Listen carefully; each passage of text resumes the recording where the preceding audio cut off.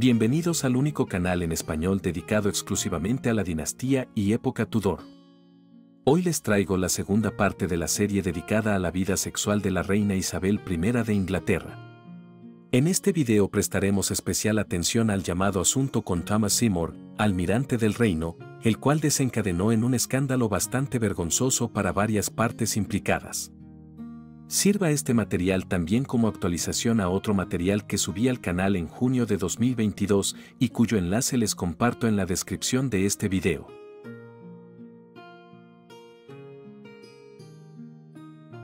Y aunque a Dios Todopoderoso le agradaría continuar con esta mentalidad para vivir fuera del estado de matrimonio, no es de temer, pero Él obrará en mi corazón y en su sabiduría, en la medida que sea posible una buena provisión con su ayuda, hecha en tiempo conveniente, para que el reino no quede sin heredero. Ese puede ser un gobernador adecuado, y tal vez más beneficioso para el reino que la descendencia que pueda surgir de mí. Porque, aunque nunca seré tan cuidadosa con vuestras buenas acciones y con mi intención de serlo, sin embargo, mi descendencia puede volverse descortés y tal vez malvada.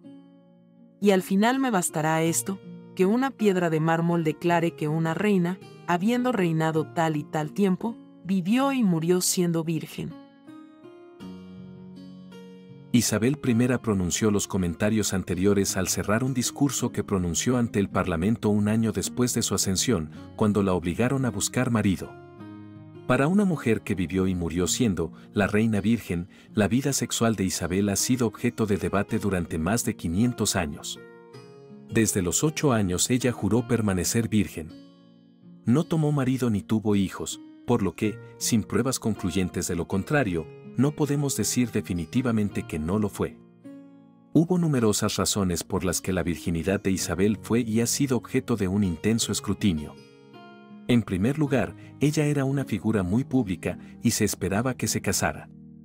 Cuando no lo hizo, surgieron preguntas sobre por qué no lo había hecho. Las sugerencias incluyeron, entre otras, que padecía una terrible enfermedad que le impedía tener hijos, que era un hombre, o que no era virgen y no quería que un marido potencial descubriera su secreto y la expusiera. Sumado a esto, ella era una mujer, y la opinión generalizada y baja que la Iglesia Católica tiene sobre las mujeres, en general, no se ha limitado exactamente a 500 años atrás. Como hija de Ana Bolena, se pensaba que Isabel, la gran ramera, había heredado la vena adúltera de su madre. No ayudó precisamente que a lo largo de su vida el nombre de Isabel estuviera vinculado al de otros hombres.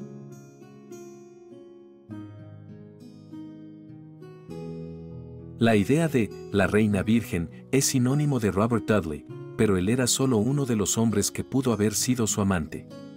Vamos a analizarlos a todos y ver qué tan probable es que Isabel perdiera su virginidad con ellos. En esta parte, consideraremos al primer hombre que tenía el potencial de ser el amante de la entonces princesa, Thomas Seymour. Pero antes de que podamos considerarlo, tenemos que conocer a un actor clave en la vida de Isabel, una mujer llamada Kate Ashley. Nacida como Catherine Champernon, Kate era parte de la antigua tradición de la nobleza terrateniente. El apellido tenía una historia larga y establecida, con su padre y su abuelo cómodamente titulados Señor. Más tarde, Kate se casó con John Ashley, a veces conocido como Astley, quien estaba conectado lejanamente con la familia Bolena. El padre de Kate estaba comprometido con la educación de todos sus hijos, y Kate recibió tutoría junto con sus hermanos. Inicialmente se unió a la casa de la recién nacida princesa Isabel en una capacidad desconocida, pero su educación la llevó a ser nombrada para el papel de institutriz cuando Isabel tenía 3 años. Kate fue un éxito inmediato entre la joven princesa, y no tanto entre los demás miembros de la familia, quienes afirmaban que ella monopolizaba el tiempo de la niña y se negaba a dejar que nadie más durmiera en su dormitorio. Desde el principio, Kate fue, y hasta cierto punto disfrutó de ser, la confidente, amiga, figura materna y maestra más cercana de Isabel, todo lo cual se volverá importante en breve. Kate Ashley fue un elemento fijo en la infancia, por lo demás turbulenta, de Isabel. Su madre fue ejecutada cuando ella tenía 2 años y ella se vio degradada de ser una princesa a ser una dama más de la corte, o más bien exiliada de la corte.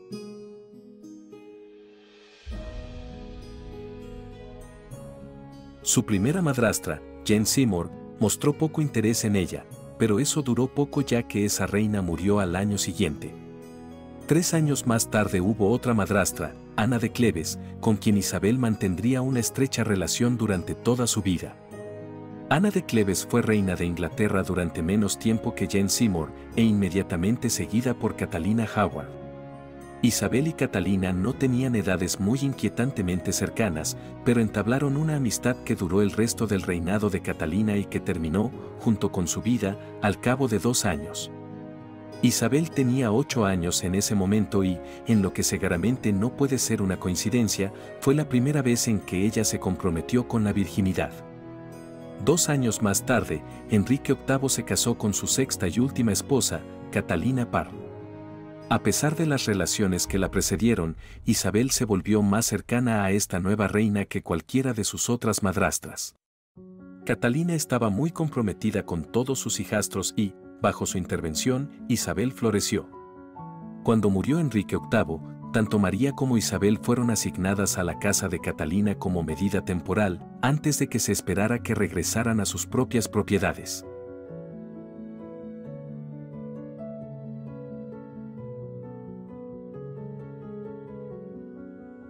Y es aquí cuando entra Thomas Seymour.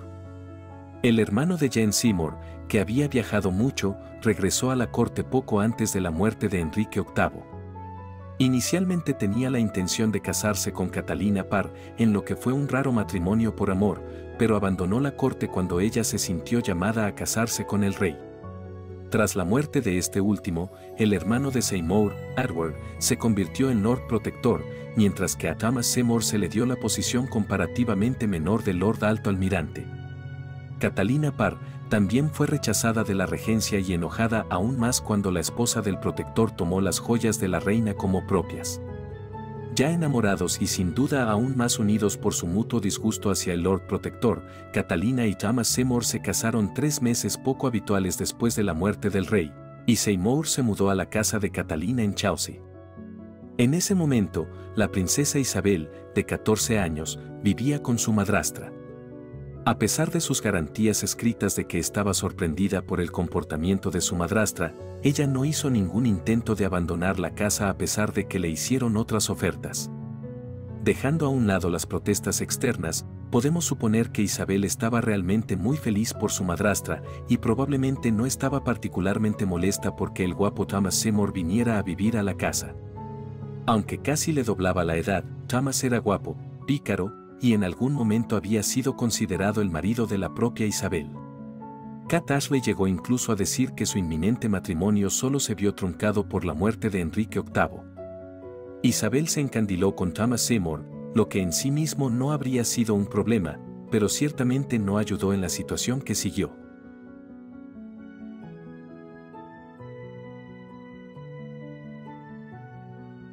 Todo comenzó cuando Isabel y Kate Ashley se despertaron y encontraron a Thomas en la habitación con ellas. Cuando Kate lo desafió, él dijo que solo estaba allí para darle los buenos días a su hijastra y entonces se rieron del incidente. Esto resultó ser la punta de una pendiente particularmente resbaladiza. Seymour continuó visitándola por las mañanas. Comenzó cuando él apareció antes de que ella se despertara para darle los buenos días, pero pronto comenzó a visitarla antes de que la servidumbre se hubiera levantado. Esto lo llevó a alcanzar a Isabel mientras ella estaba en la cama, lo que lo llevó a golpearla en las nalgas y abrir las cortinas de la cama para intentar unirse a ella. Sin embargo, no fue hasta que intentó besar a la princesa que Kate Ashley finalmente intervino y le pidió que se detuviera. Sus visitas tenían la gracia salvadora de que al menos estaba vestido. Entonces, cuando apareció vestido solo con su camisón y nada más, Kate Ashley le negó rotundamente la entrada. Seymour no se lo tomó bien, afirmando en voz alta que todo había sido una buena diversión y se fue furioso. Kate se acercó a Catalina y le contó lo que había estado pasando. Por alguna razón, la reina viuda mostró tan poco juicio como Kate en la situación hasta el momento, y para asegurarles a todos que no estaba sucediendo nada adverso entre su esposo y su hijastra, ella decidió acompañar a Thomas en sus visitas matutinas.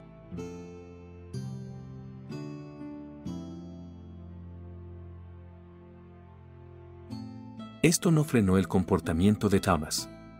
De hecho, eso condujo al extraño incidente en el que Catalina sujetó a Isabel mientras Seymour le cortaba el vestido. Actividades normales y saludables de la familia Tudor. Para entonces Catalina estaba embarazada y de repente pareció darse cuenta de que el comportamiento de su marido estaba provocando un escándalo. Ella ordenó que Carashley insistiera en que Seymour e Isabel nunca se quedaran solos juntos. En respuesta, Thomas afirmó que Kat era una mala supervisora, dado que había visto a Isabel abrazando a otro joven, pero sus esfuerzos por desplazarla fracasaron, al igual que los intentos de Kat de separarlos. Isabel parece haber hecho un esfuerzo por crear distancia entre ellos ella misma. Cuando Catalina le entregó a Isabel una carta destinada a Seymour y le pidió que se la pasara a un mensajero, Isabel lo hizo, no sin antes agregar su propia nota al frente de la carta pidiéndole a Seymour que no la tocara más. Las cosas llegaron a un punto crítico en mayo de 1548, cuando Catalina se encontró con Isabel y su marido sin ningún acompañante a la vista. Los dos estaban completamente solos, abrazados, y Catalina estaba enojada. Inmediatamente exigió que Isabel saliera de la casa, solo para enojarse aún más cuando su hijastra insistió en su inocencia, a pesar de que en ese momento todavía estaba aferrada al almirante. Los dos tuvieron una discusión furiosa, e Isabel partió un par de días después. Ella inmediatamente le escribió a su madrastra, sugiriéndole que lamentaba irse pero que se había quedado callada ante todo, y no era porque no tuviera nada que decir. Poco después, la propia Catalina partió hacia el castillo de Sudeley, acompañada por Lady Jane Grey en lugar de Isabel.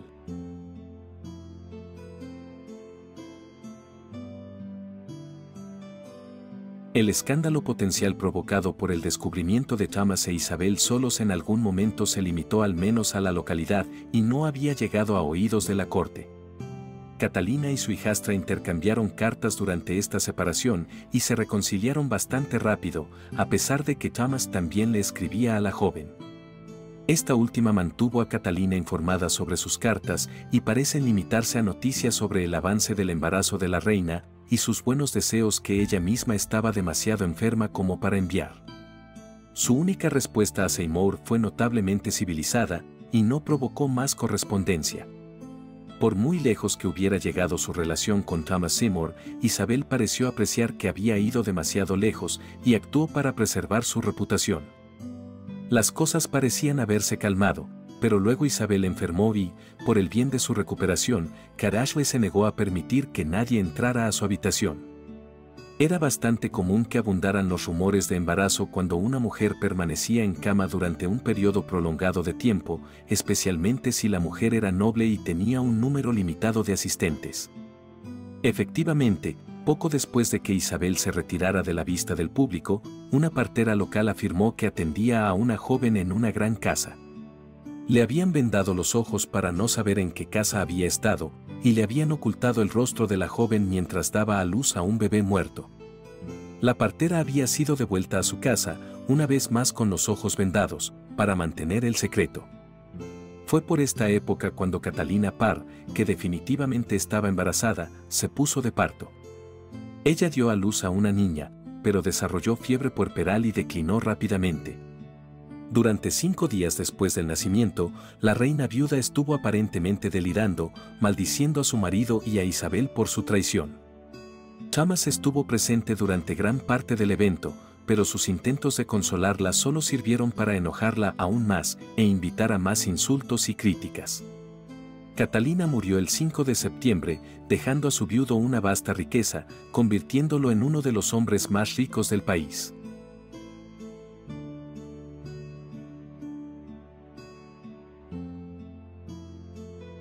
Thomas le escribió a Isabel poco después, en lo que se considera un intento descarado de reanudar el contacto con ella, pidiéndole que intercediera ante él en un asunto relacionado con el testamento de su difunta esposa. Isabel se negó rotundamente y dejó en claro que no iba a mantener correspondencia regular. Al menos por un tiempo. Desafortunadamente para ella, en este punto, Carashley parece haber perdido completamente sus sentidos. Con Catalina muerta, Carashley decidió centrar su atención en casar a Thomas con Isabel. Al principio, Esta última no quería absolutamente nada de eso, pero a medida que pasó el tiempo, parece que gradualmente se fue entusiasmando con el coqueteo, si no con el matrimonio en sí. Kat Ashley pasó su tiempo diciéndole a su pupila que el comportamiento pasado del almirante demostraba al menos que estaba enamorado de ella. También le transmitió a Thomas que él e Isabel deberían casarse por completo. Diplomáticamente, Thomas dijo que su hermano nunca lo habría permitido, sin decir nada sobre si le gustaría, a lo que Kat Ashley saltó. El hecho de que Thomas también coqueteara con Kat Ashley a través de sus cartas solo hizo que ella la quisiera aún más, pero cuando él se ofreció a visitar a Isabel, Kat se negó.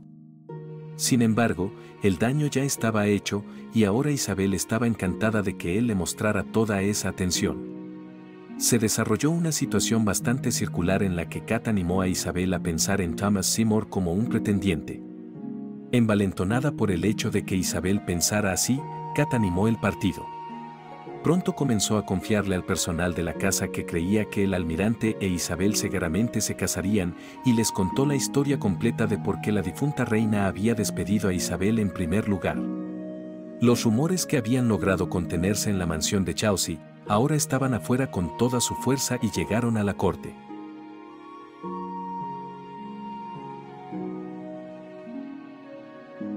Anne Seymour, Lady Somerset, comenzó a hacer sus propias investigaciones y descubrió que Kat Ashley había estado organizando visitas entre los dos, aunque probablemente esto era más un rumor que un hecho. También escuchó historias de que Kat le había permitido a Thomas previamente dar un paseo en bote por el Támesis, completamente solo. Ella casi exigió que Kat fuera retirada del servicio de Isabel, pero los funcionarios de la corte estaban distraídos por otros asuntos. En cualquier otra circunstancia, esto habría salvado a Isabel. Desafortunadamente, dichos otros asuntos fueron las acciones del propio Thomas Seymour, quien fue arrestado a principios de 1549 por traición. Thomas no había estado contento con su hermano como Lord Protector desde su nombramiento y había hecho poco para reconciliarse con ello. En cambio, había hecho todo lo posible para socavar su poder y aumentar el suyo. Manipuló a su sobrino, el rey, para ganarse su apoyo y, en general, expresó su descontento bastante ruidosamente. Cuando 1548 llegó a su fin, Thomas intensificó su campaña contra su hermano a un nivel superior. Sin una pizca de discreción, criticó abiertamente a Somerset, comenzó a buscar apoyo entre la armada que controlaba y dejó de lado sus deberes cuando comenzó a conseguir el apoyo de los piratas que era su deber, como almirante, someter.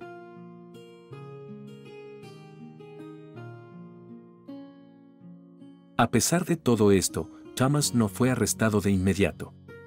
Pero cuando intentó irrumpir en los apartamentos del rey, presumiblemente con el fin de secuestrarlo, causó un disturbio que resultó en que le disparó al perro que despertó en el proceso. Fue arrestado y mientras sus interrogadores intentaban determinar hasta qué punto había llegado su traición, sus colaboradores más cercanos fueron también cuestionados. Fue cuestión de días antes de que se descubriera que Kat Ashley mantenía mucha correspondencia con él, lo que generó sospechas no solo sobre ella sino también sobre su cargo, la princesa. En este punto, su comportamiento escandaloso palidecía al lado de la implicación de traición, pero la investigación revelaría cada elemento de su relación, incluyendo las conversaciones de su familia sobre un posible matrimonio. Junto con él fueron arrestados miembros de la familia Seymour, al igual que Kat y el secretario de Isabel, Thomas Parry. Todos fueron interrogados sobre la relación de la princesa con Thomas y si los dos habían hablado de matrimonio. Ian Arrington, de la Casa de la Moneda, se negó a implicar a Isabel, mientras que Kat y Thomas Parry se mantuvieron igual de callados. Los interrogadores acudieron a Isabel con la esperanza de descubrir que estaba mintiendo, solo para descubrir que Kat, Parry y la propia princesa claramente habían entendido sus historias de antemano y no dirían nada.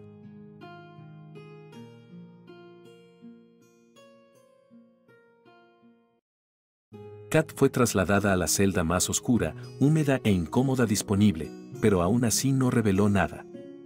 Thomas Parry, por otro lado, se acobardó rápidamente cuando se enfrentó a la amenaza de encontrarse con menos comodidad. Repitió todo lo que Kat Ashley le había contado, cada rumor que había escuchado, hasta cada vez que había visto a Isabel sonrojarse ante la mención del nombre de Thomas Seymour. Con esta información utilizada en su contra, Kat Ashley se vio obligada a confesar, todo lo cual a su vez se utilizó contra Isabel. La princesa solo tenía 15 años, pero mostraba una compostura increíble. Ya había logrado enfrentarse a los interrogadores del tribunal en una batalla de ingenio y ahora demostraba una vez más lo rápida que podía ser. Negándose a implicar a Kat o a Perry, hábilmente alejó la pelota de su cancha. Admitió que Kat pensaba bien en un posible matrimonio con Seymour, pero que ambos sabían y reconocían que nada podría haber sucedido sin la aprobación del consejo. Como Seymour era parte del consejo, seguramente podrían haber esperado que los mantuviera al tanto de cualquier conversación sobre matrimonio. Era un argumento razonable, uno que en realidad no podía ser criticado. Habiendo superado el escándalo de su comportamiento con el almirante, Isabel y su familia también quedaron libres de cualquier asociación de traición.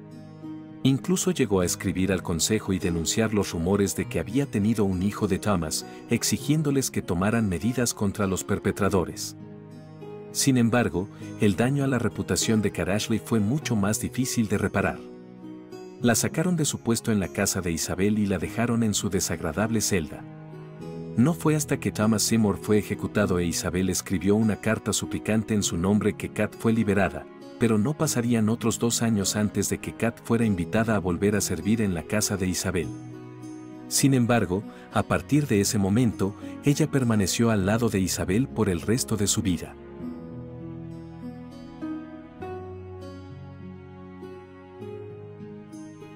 Por supuesto, no tenemos forma de saber hasta dónde llevaron Isabel y Thomas Seymour su relación, pero está claro que la llevaron más allá de lo apropiado.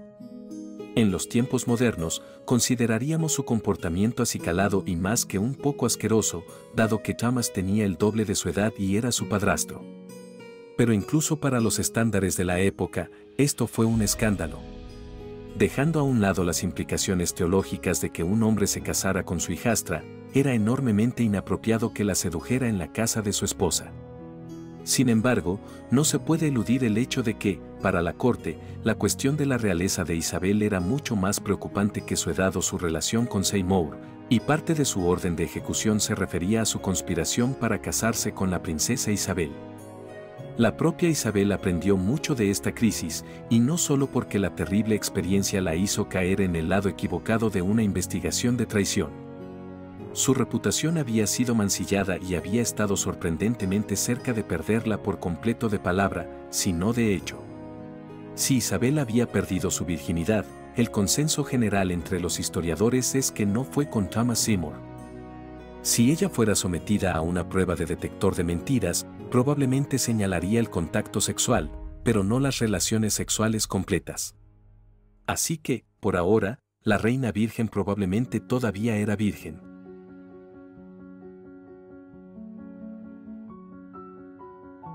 Y bueno amigos, aquí termina la segunda parte de la serie sobre la vida sexual de la reina Isabel I. Espero que les haya gustado, y desde ya les agradezco sus comentarios. Háganme saber si la entonces princesa Isabel pudo, o no, haber llegado a una relación física más seria con su entonces padrastro. Si desean apoyar mi trabajo, consideren darle me gusta al video, suscribirse al canal, o unirse a las membresías del mismo, cuyo enlace les comparto en la descripción de este material. Muchas gracias a todos y nos vemos pronto.